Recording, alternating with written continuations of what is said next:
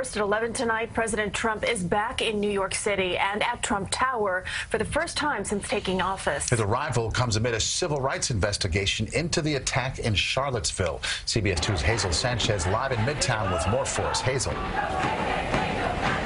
Now, President Trump arrived here just before 9 o'clock tonight amid heavy police presence. You can probably see them here behind me, along with several sanitation trucks lined up here on 5th Avenue, serving as a barricade, a protective barricade around Trump Tower.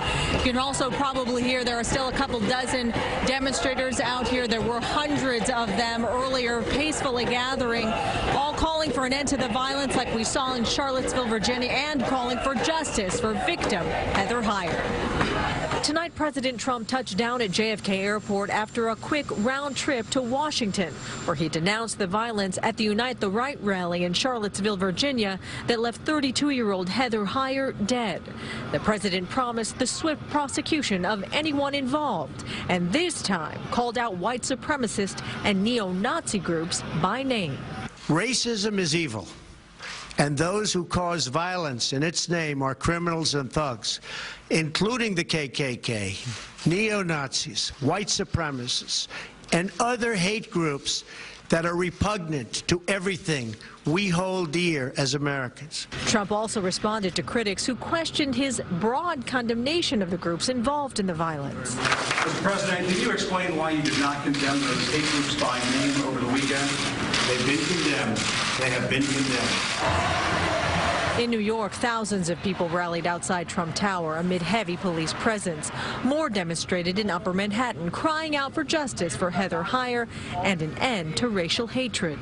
As a nation, we are in a crisis, more divided than ever. When we stand up, the nation looks at us. And if we don't stand up, history will look at us in disgust. No more Charlottesville. No free speech for racists. 20-year-old suspect James Fields Jr. had his first court hearing, appearing via video from jail. He's facing multiple charges, including second-degree murder. Police say he rammed his car into 2 other vehicles, injuring more than a dozen people and killing 1. Fields' mother claimed she knew nothing about any extremist views her son had, but others who knew him as a child say he used racial slurs and admired Hitler.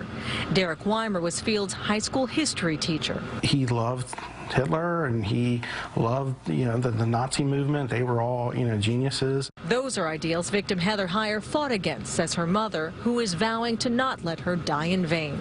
No mother should have to give up her 32-year-old child. But if my child's death was for a cause, I'm going to speak for that cause and I'm going to make that cause important. And the White House says President Trump was back to work when he got home here, making phone calls, including one to the Prime Minister of Japan. And an update from police, they say they arrested 3 demonstrators outside Trump Tower earlier tonight. They face multiple charges, including disorderly conduct. We're live in Midtown. Hazel Sanchez, CBS 2 News.